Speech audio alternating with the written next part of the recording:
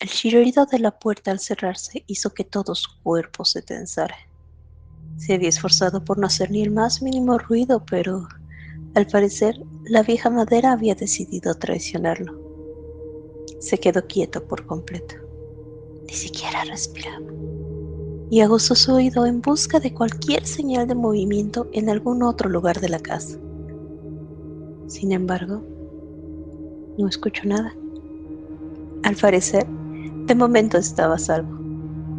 Con pasos silentes avanzó por aquel pasillo de paredes verdes, brillantes, lleno de fotos familiares. Con cada suave paso que daba en dirección a su habitación, se sentía más seguro, más a salvo. Un momento después, entró a la habitación. Nuevamente con cuidado cerró la puerta, intentando hacer el menor ruido posible, y dejó su mochila en el escritorio. Se quitó los zapatos discretamente y con suavidad se recostó en su cama. Suspiró levemente, y al tiempo que cerraba los ojos con lentitud, sintió como una refrescante paz lo inundaba. El monstruo tras la puerta no le haría daño. No por ahora, al menos. Gerardo era un niño normal. Iba a la escuela, hacía su tarea, jugaba con figuras de acción de superhéroes y definitivamente quería ser uno de grande. Todo en él era igual a cualquier otro niño excepto por una cosa. Un solo detalle.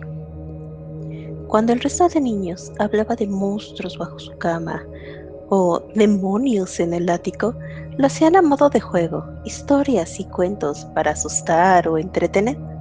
Sin embargo, él conocía la verdad. Sabía a la perfección que los monstruos existían en realidad. Lo sabía, porque en su casa habitaba uno, y en ocasiones aparecía tras las puertas, acechándolo.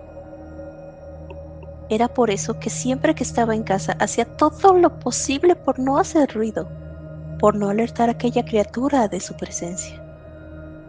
Abrió los ojos y miró hacia el techo de su habitación. Tenía tareas por hacer, pero quería disfrutar de aquel instante de paz, de que el monstruo aún no moraba cerca de él. Hacía unos días les había contado a sus amigos acerca del monstruo que habitaba en su casa. Sin embargo, no le habían creído. Pensaron que solo intentaba asustarlos. Les contó sobre su silueta, una sombra deslizándose por su casa, vigilando, esperando el momento correcto para atacarlo. Les habló sobre su profunda mirada que parecía poder atravesarlo y ver directamente a sus pensamientos. Les contó sobre aquella voz tan suave, pero al mismo tiempo tan intimidante. «Les juro que es aterrador», exclamó él. Sin embargo, nadie lo tomó en serio. Estaba solo contra aquel monstruo. Se levantó de su cama y con cuidado fue al librero que había en la esquina de su habitación. Tomó un libro de cuentos y fue a su escritorio para sentarse a leerlo. En las historias, los monstruos eran seres que podían ser derrotados. Tenían alguna debilidad o algo parecido, sin embargo, en la realidad era muy distinto.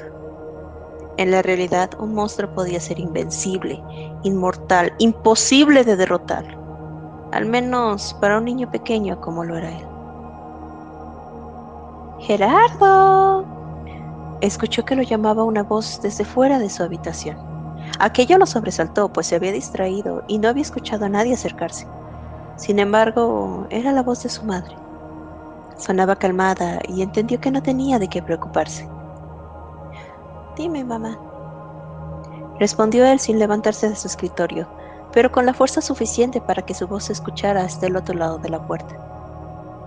«No me avisaste que habías llegado», reprochó la mujer. «La comida ya está lista». Un instante después de que dijera eso, Gerardo escuchó los pasos de su madre alejarse de su puerta. Sintió tranquilidad. El monstruo no había sido alertado. Aún había paz en la casa. Se levantó de su escritorio y con calma salió de su habitación. Caminó lentamente a la cocina, donde encontró a su madre usando un cucharón para mover la sopa. El chico simplemente tomó asiento en la mesa. En la cocina se concentraba por completo un aroma, mezcla de carne frita y especias. Quisieron que el estómago de Gerardo reaccionara sin poder él evitarlo. Había estado tan concentrado en evitar al monstruo que había olvidado su hambre hasta ese preciso momento. ¿Cómo te fue en la escuela?, preguntó la mujer, sin voltear a mirarlo al tiempo que daba los últimos toques a la comida. Bien, respondió Gerardo con simpleza. Las matemáticas son horribles, pero hago lo que puedo. Tienes que esforzarte, respondió su madre con firmeza. Eso hago, mamá, aseguró. Momentos después, su madre sirvió los platos y ambos se encontraron comiendo en la mesa. Por un momento, ninguno dijo nada mientras comían, hasta que la mujer volvió a hablar. ¿Por qué no me avisaste que habías llegado?, preguntó la mujer con seriedad. Nuevamente no lo miraba, sino que simplemente miraba su plato. Gerardo sintió un leve escalofrío al escuchar a su madre preguntar eso. No podía mencionar al monstruo, jamás podría, pues nadie le creería, ni siquiera su madre. Su mente trabajaba a toda velocidad para dar una respuesta creíble, algo coherente. Te tengo mucha tarea y quería ponerme a hacerla, respondió el chico improvisando a toda velocidad su respuesta. Miró a su madre mientras hablaba y juraría que escuchó un ruido sobre él, como si en la habitación sobre ellos algo hubiera golpeado el piso con violencia. Sin embargo, era como si su madre no pudiera escucharlo. No reaccionó a aquel ruido, a ese golpe que a Gerardo le dejaba claro que el monstruo había despertado.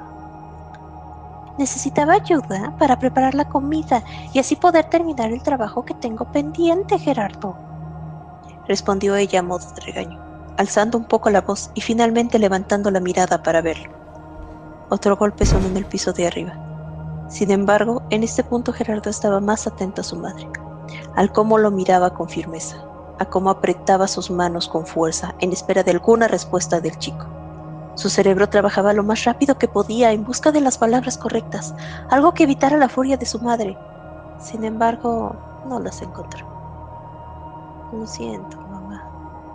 Fue lo único que pudo susurrar al tiempo que desviaba la mirada hacia su plato de sopa.